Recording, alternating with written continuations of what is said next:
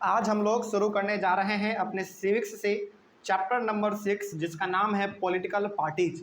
देखिए, इस चैप्टर को पढ़ने से पहले थोड़ा बहुत हम लोग इस चैप्टर के बारे में इंट्रोडक्शन ले लेते हैं ताकि हमारा जो कॉन्सेप्ट है वो थोड़ा सा मजबूत हो सके और इस चैप्टर को हम लोग अच्छी तरीके से समझ सके। ठीक है, देखिए चैप्टर का नाम ही है पॉलिटिकल पार्टीज और इसमें कुछ इतना हार्ड नाम तो है नहीं जो कि हम लोगों को समझ में नहीं आएगा। पॉलिटिकल पार्टीज का मतलब बेसिकली क्या है? जो पॉलिटिकल पार्टी आपको भारत में देखने को मिलते हैं, एग्जांपल के तौर पे यदि देखा जाए तो हमारे पास नेशनल पार्टी की यदि हम लोग बात करें तो कांग्रेस है, बीजेपी है कि नहीं, उसके बाद फिर सीपीआई है, बहुजन समाज पार्टी है, तृणमूल कांग्रेस है, ये सारे हमारे क्या है? नेशनल पार्टी है। और अलग अलग स्टेट में अपना खुद का पार्टी होता है जिसको हम लोग कहते हैं स्टेट पार्टी, है कि नहीं। तो बेसिकली हम लोग यहाँ पे ना नेशनल पार्टी और स्टेट पार्टी के बारे में ही बात करने वाले हैं। इस पूरे चैप्टर में हम लोग ना पूरी तरीके से पार्टी के बारे में ही बात करेंगे। तो जब भी आपके सामने मैं वर्ड इस्तेमाल करूँ पॉलिटिकल पार्टी या फिर सिंपली पार्टी, तो आपको मतलब दोनों का सेम समझना है। ठीक है, तो पॉलिटिकल पार्टी चैप्टर में बेसिकली हम लोग पॉलिटिकल पार्टीज के बारे में ही पढ़ेंगे कि आखिर हमारे पास कितने नेशनल पार्टी हैं, है कि नहीं, और अलग अलग स्टेट्स में कितने नंबर ऑफ पार्टीज हो सकते हैं, इसके बारे में हम लोग बात करेंगे। साथ ही साथ यदि कोई पॉलिटिकल पार्टी एग्जिस्ट करता है तो उसका रोल क्या है, उसका ज़रूरत क्या है ना, वो किस प्रकार से काम करता है, इन्हीं सारे चीज़ों के बारे में हम लोग इसी चैप्टर में बात करने वाले हैं। ठीक है, तो पॉलिटिकल पार्टी आपका चैप्टर का नाम है।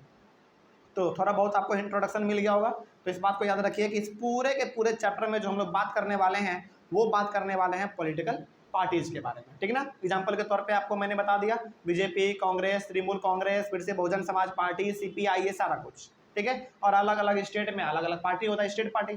फॉर एग्जाम्पल यदि हम लोग अभी बिहार में हैं तो बिहार का एग्जाम्पल यदि हम लोग ले स्टेट पार्टी का, तो आपका कौन सा आ जाएगा? आरजेडी आ जाएगा, जेडीयू आ जाएगा, एलजेपी आ जाएगा। ये सब क्या है हमारा? ये सब हमारा स्टेट पार्टी है।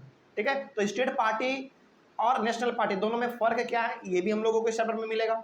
नेशनल पार्टी कैसे बनता है, स्टेट पार्टी कैसे बनता है, ये सारा कुछ भी आपको इसमें देखने को मिल जाएगा। बेसिकली आप ये कह लीजिए कि पॉलिटिकल पार्टी का सारा कुंडली जो हमको है ना इसी में मिल जाएगा पढ़ने को। ठीक है, कैसे बनता है, कैसे ख़त्म होता है, सब कुछ इसमें मिल जाएगा। चलिए तो शुरू करते हैं। पॉलिटिकल पार्टीज चैप्टर को पढ़ने से पहले ना आपके लिए थोड़ा सा हम यहाँ पे सवाल क्रिएट करना चाहेंगे। फॉर एग्जांपल के तौर पे हम लोगों को पॉलिटिकल पार्टी क्यों चाहिए, पॉलिटिकल पार्टी हम लोगों को क्यों चाहिए, इसका जवाब हम लोगों को इस चैप्टर में मिलेगा। पहला बात ये। दूसरा सवाल आपसे ये है कि एक डेमोक्रेसी के लिए कितने नंबर ऑफ पार्टीज का जरूरत पड़ता है। फॉर एग्जांपल हमारा कंट्री क्या है? डेमोक्रेटिक कंट्री है, तो हमारे भारत के लिए कितने नंबर ऑफ पॉलिटिकल पार्टी जरूरी है?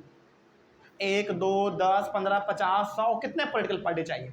ये आपका सवाल नंबर 2 है। ये भी हम लोग इसमें ही जानने की कोशिश करेंगे। सवाल नंबर 3 आपके लिए ये है कि पॉलिटिकल पार्टी, फॉर एग्जांपल यहाँ पे देख लीजिए आपके बुक में लिखा हुआ है what is wrong with political parties and what can be done about it. Political party के साथ हम लोग बहुत बार देखते हैं कि अलग अलग पार्टी के खिलाफ ना आंदोलन होता रहता है, अलग अलग पार्टी को क्रिटिसाइज किया जाता है, अलग अलग पार्टी को उसके परफॉर्मेंस के लिए गलत ठहराया जाता है। ऐसा क्यों? उसको सुधारने के लिए पॉलिटिकल पार्टी क्या कर सकता है? यानी कि तमाम सवालों का जवाब जो है हम लोग इस चैप्टर में लेने की कोशिश करेंगे। ठीक है, चलिए तो शुरुआत करते हैं हम लोग इस चैप्टर का। इस चैप्टर का सबसे पहला जो आपका टॉपिक है वो है why do we need political party. हम लोगों को पॉलिटिकल पार्टी क्यों चाहिए? क्या बिना पॉलिटिकल पार्टी के भारत को चलाना क्या आसान होगा या कठिन होगा? क्या बिना पार्टी के भारत को नहीं चलाया जा सकता है?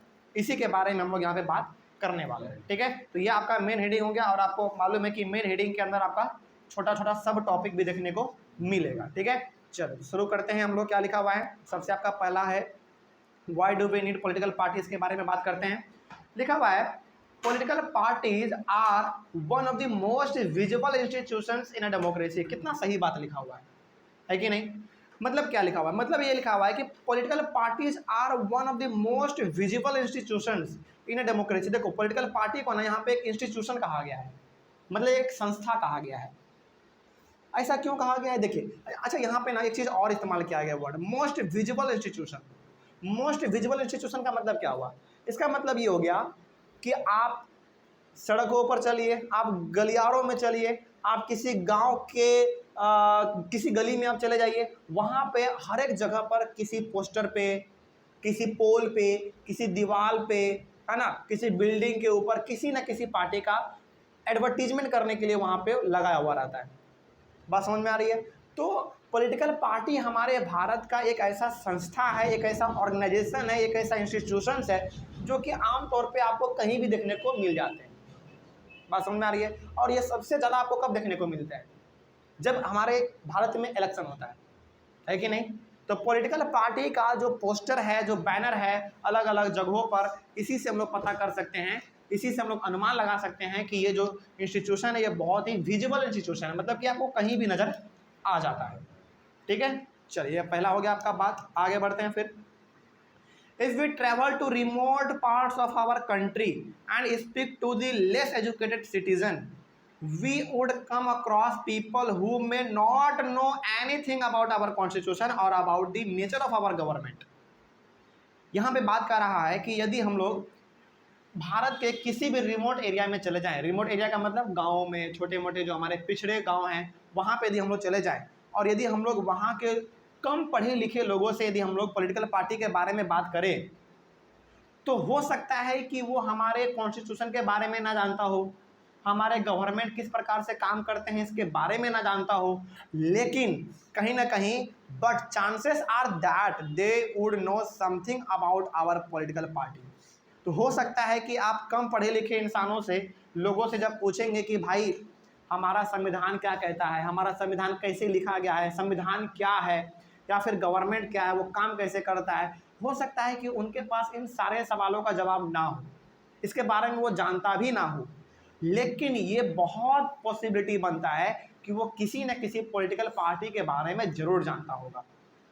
फॉर एग्जाम्पल के तौर पे मैं अपने गांव का खुद एग्जाम्पल देना चाहूँगा। यहाँ पे हमारे गांव में आज तक लोगों को नहीं मालूम है कि गवर्नमेंट कैसे बनता है, बस उनको मालूम है कि चुनाव होता है, चुनाव होता है, हमारे मुखिया जी जीतते हैं, हमारे नेताजी जीतते हैं और हमारे सामने आते हैं, हमारे लिए काम करते हैं, उनको वही मालूम है बस।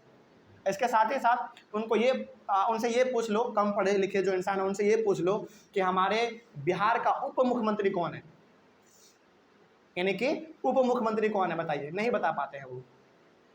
हमारे बिहार का एजुकेशन मिनिस्टर कौन है, वो नहीं बता पाएंगे। लेकिन उनसे ये पूछ लो कि हमारे बिहार का दो बड़े बड़े पार्टी कौन है, वो फटाक से बता देगा, जेडीयू और आरजेडी। क्यों बता दिया? क्योंकि कहीं ना कहीं उसके दिमाग में पार्टी के बारे में नॉलेज है, लेकिन गवर्नमेंट के बारे में नॉलेज नहीं है, कॉन्स्टिट्यूशन के बारे में उसको मालूम नहीं है। बात समझ में आ रही है? आप उनसे ये भी पूछ लीजिए, कम पढ़े लिखे इंसानों से, हम ऐसा नहीं कह रहे हैं कि जो पढ़े लिखे इंसान है उनसे पूछिए, वो तो बता ही देगा। जो कम पढ़े लिखे इंसान है उनसे ये पूछिए कि फादर ऑफ कॉन्स्टिट्यूशन कौन है, कौन है? डॉक्टर भीमराव अम्बेडकर है, लेकिन वो नहीं बता पाएंगे। लेकिन उनसे पूछ लो कि बीजेपी कौन है, कांग्रेस कौन है, तो वो बता देंगे, पूरा लेखा जोखा उनका वो बता देंगे। तो यहाँ से आप ये जान गए कि पॉलिटिकल पार्टी का क्रेज क्या है हमारे भारत में, बहुत बड़ा क्रेज है। इस रूप में है कि भले ही लोग हमारे गवर्नमेंट के बारे में, कॉन्स्टिट्यूशन के बारे में ना जानता हो, लेकिन वो पार्टी के बारे में कुछ ना कुछ नॉलेज तो जरूर रखता है। ठीक है, आगे बढ़ते हैं। Generally people blame parties for all that is wrong with our democracy and our political life. ये भी चीज़ देखा गया है, ये भी चीज़ देखा गया है कि जो भी हमारे लिए कुछ गलत हो जाता है, फॉर एग्जांपल मान लीजिए कि हमारे लिए कोई अच्छा नियम कानून नहीं बन पा रहा है, या फिर हमारे लिए गवर्नमेंट काम नहीं कर रहा है, या फिर हमारे देश में अटैक हो रहा है टेररिस्ट के द्वारा, तो जितने भी हमारे पास समस्याएं हैं इनके लिए हम लोग ब्लेम किसको करते हैं? अपने पॉलिटिकल पार्टी को ही ब्लेम करते हैं। ये भी एक बहुत ही कॉमन वाला बात है। आपने बहुत हद तक गाँवों में सुना होगा, गाँवों के आपने शहरों में भी सुना होगा, ये काम नहीं होता है तो पॉलिटिकल पार्टी को ब्लेम किया जाता है कि भाई इसको अगले बार वोट नहीं देंगे क्योंकि काम नहीं कर रहा है, हमारे लिए बात नहीं उठा रहा है पार्लियामेंट में, है कि नहीं? तो कहीं ना कहीं आपको थोड़ा बहुत इस चैप्टर का इंट्रोडक्शन मिल गया होगा, है ना? तो ये बेसिकली हमारा यहाँ पे जो 4 पॉइंट था, ये हम लोगों ने अभी यहाँ पे केवल और केवल इंट्रोडक्शन लिया इस चैप्टर का। ठीक है, थोड़ा बहुत हमने यहाँ पे जाना है। तो इस टॉपिक का why do we need political parties का जो सबसे पहला टॉपिक आपका है छोटा वाला, वो है आपका मीनिंग, यानी कि पॉलिटिकल पार्टी का मीनिंग क्या है। मीनिंग के साथ साथ हम लोग कुछ और चीज़ों को भी यहाँ पे पढ़ेंगे, सीखेंगे, जानेंगे। ठीक है, चलिए, तो यहाँ पे हम लोग आज से क्लास यहीं पे ओवर करेंगे। क्लास ओवर करने का मतलब ये नहीं कि आज का क्लास ओवर हो गया, ये वीडियो हम लोग यहीं पे एंड करेंगे क्योंकि हमारा फिर ज़्यादा लंबा वीडियो बन जाएगा और हमारा क्लास भी लंबा हो जाएगा। तो चैप्टर को समझ सके अच्छी तरीके से, टॉपिक वाइज समझ सके, इसके लिए हम लोग एक एक क्लास में एक एक टॉपिक को डिस्कस करने की कोशिश करेंगे। तो अगले वाले क्लास में हम लोग स्टार्ट करेंगे मीनिंग के बारे में, ठीक ना। चलो तब तक के लिए थैंक यू वेरी मच।